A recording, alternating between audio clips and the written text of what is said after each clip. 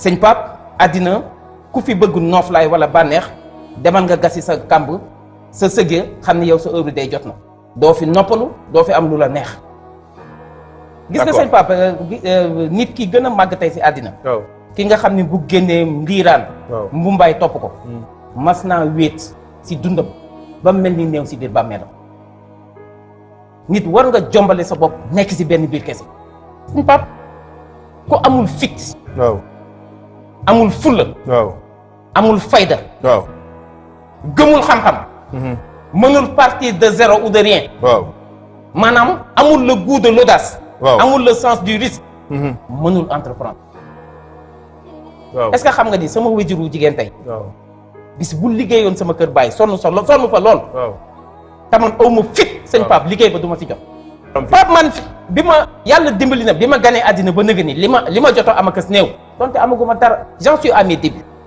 wala yàlla seetlu na ko ak yonent bi sallallahu alayhi wasallam. mais bëri na lu ma réaliser. fit moo ma ko may. fit man boo génnee woon gaynde si mbedd mi ñeme naa ko ruux. yàlla du yónni yambar. wala yi. wallahi al azim tapet amul. seen kuréel tapet amul. est-ce que xam nga ni yàlla musul yónni am yambar wala ko ragal. borom xol bu lëndëm soxor ñuul kukk yàlla du ko jiital ci kanamu askanam. empathie mooy lan. empathie mooy bëgg doomu aadama mooy philanthropie mooy bëgg nit ba doo ko gëmee jël sa énergie yépp concentré ko si lu ko jëmee kanam ak lu ko sauvé loolu mooy philanthropie loolu mooy empathie. et c'est dans ce sillage-là que se trouve le leadership et le développement personnel.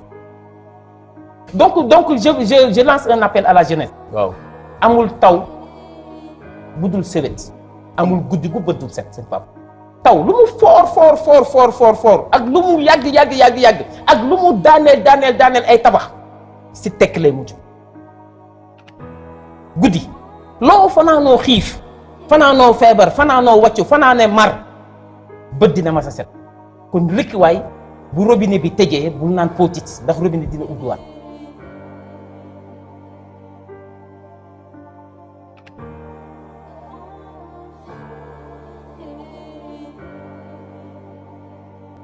man yàlla dafa dogal bi ma juddoo ba nëgë nii je mène une vie de souffrance. maa ngi siy sant yàlla bu baax. bu ma nee la bi may soutenir sama thèse de doctorat. en France dama tëb miir doo ko gëm. da nga tëb en 2011. yàlla mii sama borom te timma dama tëb miir. mais nan nga def ak toutes ces difficultés yi nga traversé foofu. mais loolu c'est incha allah loolu ko doon dundee. xam nga jeune bu jógee Sénégal dem France. gëm ni yàlla mën na lépp ba mu des toroxal jàmm. donc dans la vie il faut apprendre à souffrir parce que c'est dans la souffrance qu'on se carapace, c'est dans la souffrance qu'on se surpasse, c'est dans la souffrance qu'on dépasse ses limites. Alors que la vie, j'ai l'habitude de dire dans la vie que dans la vie vivre c'est lutter c'est faux. Moi je n'ai jamais été d'accord vivre c'est lutter ki ko wax. loolu c'est faux. xam naa dafa naan café gu bari rek. Pourquoi c'est faux? C'est faux parce que une lutte peut être simple, Pape. Une lutte peut être simple, alors que la vie est loin d'être simple, Pape. Vivre c'est combattre. Dans un combat, tu donnes des coups, on te donne des coups. Alors si tu frappes moins vite et moins fort, on te met KO. La vie te met KO. Et quand la vie te met KO, il te sera extrêmement difficile de te relever. waaye su boobaa xoolal ñi la sopp yaakaar la nga bañ a tas seen yaakaar xool say noon yi socc ba seen bañ weex ñu fas yéene nga torox loolu moo lay may courage nga jug. man sama force moo doon gëm ni benn jour si sama nekk à l'université de Paris 8 fi ma dëkkoon si benn foyer damay nekk en méditation man j'aime méditer ma ni namm njaboot wéttali ko yàllaa ko gën ma ni yàlla xamloo ma ni namm njaboot wéttali ko yàlla moo ko gën ñeewantal njaboot dénk leen yàllaa ko gën yàkkamti wóolu yàllaa ko gën loolu méditation moo ma ko may. si laa gis ni ndekete àddina c'est pas une lutte c'est un combat.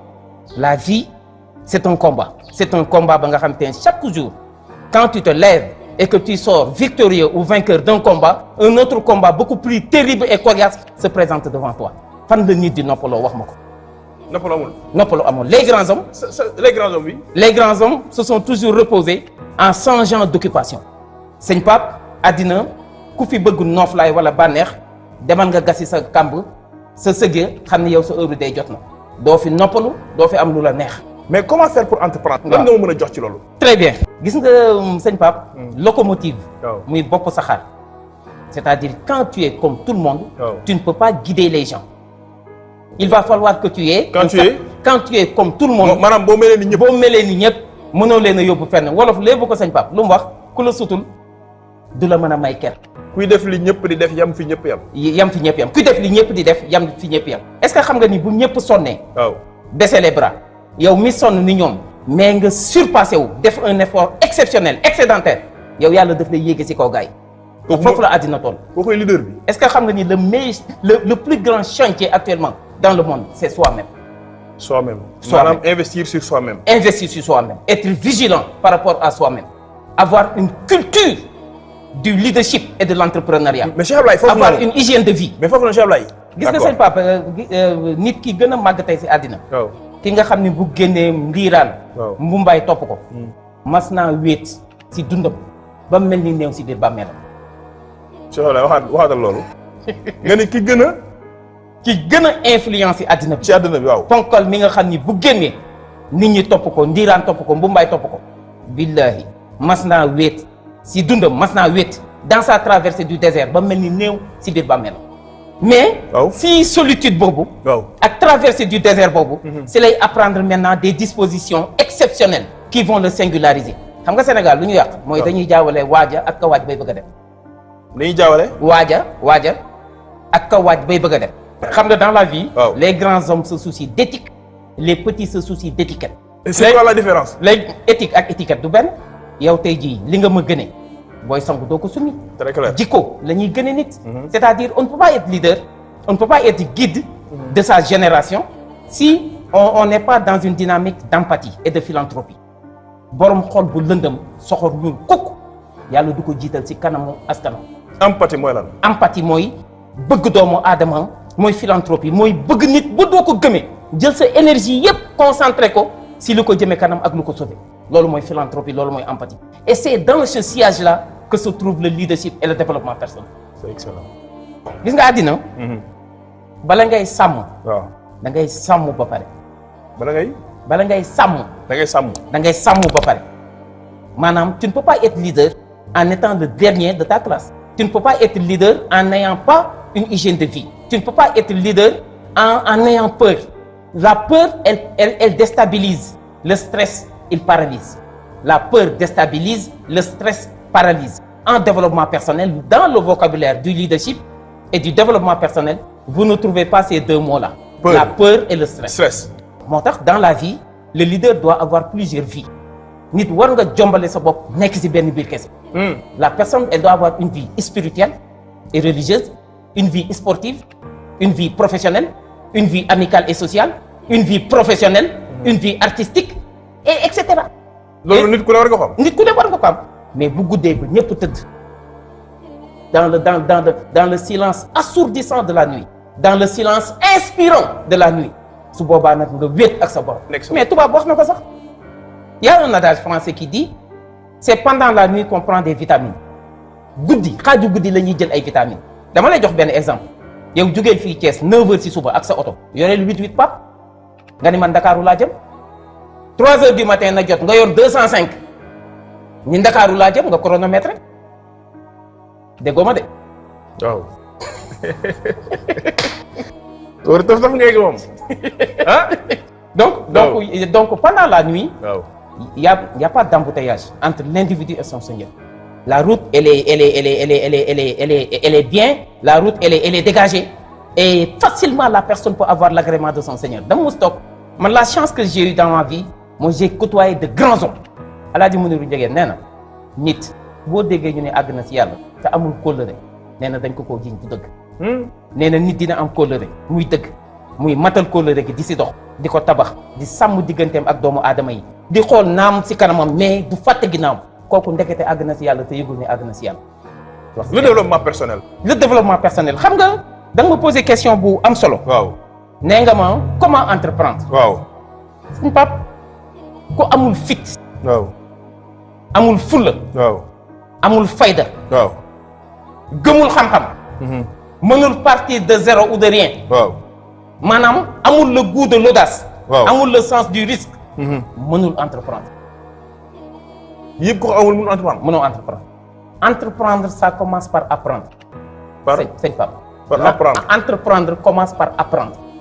déggoo ma de si tu n'apprends pas si tu n'es pas adepte du savoir si tu n'es pas adepte du savoir entrepreneurial tu ne peux pas être un bon entrepreneur. loolu la yàlla waxoon yonent bi sax law kunta fazzan alizan qalbi lan faddu min hawlik. boo doon tëju wala nga sévère wala ngay ñàngal sa kanam gars yi du ñëw. loolu la ko ils se seront détournés de toi. ils se seront détournés de toi. njiit. wallahi al azim nee naa la sànq Sénégal dañuy jaawale waaja ak ka waaj bay bëgg a dem yow tey jii dem nga màkk ñëw nga man musuma dem màkk du ñu bett man chaque année ma waaj gunge gars yi ba angaar ba. dëgg la de. gunge gars yi ba angaar ba sëñ bi ñëw. waaw mënumaa yóbbu kenn màkk. mais yow mi dem demaat ñëw dem 19 fois. waaw mais sëñ bi ku la neex yóbbu ko màkk ku ànd ak yow màkk du réer du jaaxle. kon bu ñu jaawalee waaja ak ka waaj bay bëgg a dem waaja mooy le leader waaja mooy l'entrepreneur. entreprendre ça commence par apprendre. quand tu maanaam boo amul fit. est-ce que xam nga ni sama wéjuru jigéen tey. bis bu liggéeyoon sama kër baay sonn fa lool. taman aw ma fit sëñ Pape liggéey ba du ma si jot. ah gars yi dañ naan seen ndey liggéey na ko seen ndey liggéey na. mais ça ne suffit pas. loolu dayul. kuddu gi tax nga jot si. mais mooy fit. Pape man bi ma yàlla dimbali na bi ma ganee àddina ba nëgë ni li ma jotoo am akas néew. donte amaguma dara j'en suis à mes débuts. wala yàlla seetlu na ko ak yonent bi sallallahu alayhi wasallam. mais bëri na lu ma réaliser fit moo ma ko may. fit man boo génnee woon gaynde si mbedd mi ñeme naa ko ruux. man fit moo lay may lool. man Ablaye Dieye fit il faut nga am fit parce que Imam Ghazali def ni plus le but est noble et élevé nombreuses en sont les étapes et les obstacles difficiles. nee na nit ki kéem la nga bëgg. waaw na mu amee maanaa. te am solo te baax te rëy. jaar-jaar ya noonu lay bare jafe-jafe yi metti lool yàlla du yónni yambar. wala yi. wallahi al azim tapet amul. seen kuréel tapet amul. est-ce que xam nga ni yàlla musul yónni am yambar wala ko ragal. léegi nag xam-xam moo xew. waaw xam-xam moo xew sëñ Pape. te demain ça a commencé il faut des réseaux. il faut appartenir à des réseaux utiles. te on est en phase transitoire mu ngi mel ni nga jógee fii bëgg a dem fii. il faut nga yéeg fii lañ toll. maanaam il faut et le savoir et des réseaux. da ngay am xam-xam ba noppi bokk ci ay kuréel yu am maanaa yu am fayda. maanaam fañ jëm ko amul xam-xam bokkoo. ku amul xam-xam wala xamuñu la bokk. ñaar yooyu. Dans la société dans laquelle nous évoluons aujourd'hui, en ce 21e siècle, celui qui n'a pas le savoir, celui qui n'a pas des réseaux, qui n'appartient pas à des réseaux utiles, mais xamuñu la doo compter. Tu es un sous-homme, un sous-individu. Sa maam El Hadj Ahmad Baro Ndiéguène bi mu jógee Saloum ñëw Thiès dani damay wuti loo xam ni su ma si nee niig sama loxo addina dina defaru yomal xiyaam dina defaru ñu ni ko loolu lan la Ndiéguène mu ni mooy xam-xam. damay wuti loo xam ni damay gàddaay dafa gàddaay. waaw dans des conditions extrêmement difficiles. ni maa ngi dem. waaw bàyyi ndey bàyyi nguur bàyyi bàyyi mbokk bàyyi alal bàyyi suuf bàyyi nguur daal di jaar fi mu jaar ba ni mu accès Tëngéej def fa 20 ans mais destination finale la mooy Kër Mamélage ñu ni ko looy wuti mu ni nit da ngay xam li ngay dundee damay gàddaay wuti loo xam ni bu ma si tegee sama loxo addina dina defaru yomal xiyaam dina defaru ñu ni ko loolu la lan Ndiéguène Mamas mu ni mooy xam-xam. gis nga sëñ Pape. waaw bâtiment bii ñu nekk nii bu piliers yi dëgërul woon poto yi. ak fondation bi est-ce que dinañ ko mën a nekk. loolu mooy xam-xam moo téye àddina. donc je lance un appel à la jeunesse. waaw amul taw bu dul sewet amul guddi gu bëddul set sëñ Pape. taw lu mu fort ak lu mu yàgg ak lu mu daaneel ay tabax si tekk lay mujj guddi loo fanaanoo xiif fanaanoo feebar fanaanoo wàccu fanaane mar bët dina ma sa set kon rëkkiwaay bu robinet bi tëjee bu naan potit ndax robinet dina ubbiwaat et c'est ça la motivation symbolique mooy yëgal nit ñi yëg li ñuy yëg te di taxaw si seeni soxla mooy motivation symbolique. mooy motivation symbolique wax la lu wolof wax. waaw koo yëg koo teral tëral ko koo toroxal toxal ko Nelson Mandela est-ce que xam nga ni mësul interrompre nit kuy wax ak moom. ah Nelson Mandela. waaw man j'étudie la vie des grands hommes man li ma yor si ay téere qui traite de la vie des grands hommes xaw ma sax nu mu toll. Nelson Mandela il n'a jamais interrompu quelqu'un qui lui parle quand tu t'adressais à Nelson Mandela il avait un sens de l'écoute extrêmement développé. sens de l'écoute lu am solo sens de l'écoute lu am solo la. est-ce que xam nga ni Pape on n'interrompt pas une personne qui parle. ah maanaam nit ki ñëw di wax ak yow. nga di ko dof rek ko koy def mais Mandela boo paree. waaw boo waxee ba pare. waaw bu jëlee parole bi mënoo fexe ba dagg ko. gëm sa bopp en tout cas dina la déglu moom. les 3C dina la déglu du bouger lu dul pare woo waaye cëy boo pare ba Mandela jël parole bi di la tontu gis nga boo jéemee dugal baat day fermer foofu mënoo fexe ba jël parole bi parce que nee na bi ngay wax damaa am humilité wu déglu la mais sa waay dinaa am fullay réclamer si yow de toi nga déglu ma. très clair.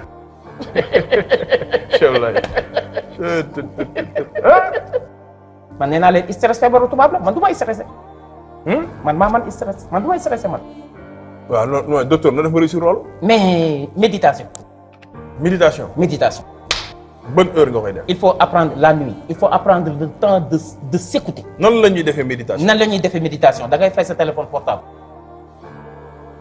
yor njàpp toog si ruq ni bu ma fa kenn fekk bu dee guddi kenn du la fa sañ a fekk nga toog posé wu sa bopp ñetti question yi maay kan. maay kan. du Pape Thioune. réponse bi du Pape Thioune de réponse bi du Abdoulaye Idrissa Dièye maay kan mooy man lan laa wut si fii si àddina li ma fii wut si lan moo ma koy may di ma ko yombal lan moo ma koy xañ ñetti question yi loolu maay kan lan laay wut si fii si àddina mooy lan laay wut si man fii si àddina hasard amul le hasard c'est l'ignorance de la cause le hasard n'est que l'ignorance de la cause quand on ne connaît pas la cause on incrimine le hasard beneen bi li ma fii wut si lan moo ma koy yombal lan moo ma koy may nga laaj sa bopp loolu. nga laaj sa bopp loolu. lan moo ma koy may. lan moo ma koy may lii ma bëgg. je veux être le président de la République du Sénégal par exemple. wala je veux être un directeur de société par exemple. mais loolu ba wan yoon laa jaar ba àgg sax. lan moo ma koy may mais faaw ma jàng faaw ma yaru faaw ma sàmm faaw ma bëgg xam-xam faaw may déglu RFI faaw may liir. waaw waaye lii ma bëgg. waaw mais lu ma koy xañ. lan moo ma koy xañ. lan laay def ba ñàkk ko. lan mooy li nga xam ni bu ma ko defee wan yoon wi nga xam ni su ma fa jaaree mais li may wut du ma ko am sa xel daf la koy jox parce que quand tu médites tu te dégonfles lan moo ma koy xañ. après loolu nga identifier ko. waaw di ko moytu nag. di ko moytu. foo toll di ko moytu am ñaar yooyu ci sa kanam maay kan lu ma fi wut si lan moo ma koy may lan moo ma koy xañ. te loolu boo ko defee. volant baa ngi noonu. docteur di nga am réponse. mais volant baa ngi noonu toog nga ci chaise bi mais volant baa ngi noonu 9h15. maay kan lu ma fiy wut si li ma fiy wut si ak li ma bëgg lu ma koy may 9h mais li ma bëgg ak fa ma bëgg a àgg lan moo ma koy xañ écart ma téye bu baax di daw. mooy tax egg fa nga jëm. mooy tax a àgg fa nga jëm te surtout Pastef di wax ni Sénégal nañu xam li ñu am gis nga sëñ Pape am dara te xamoo ko ñàkk ko sax te xam ko moo ko gën. dëgg la. dans la vie c'est-à-dire la force de l'Afrique et des Africains.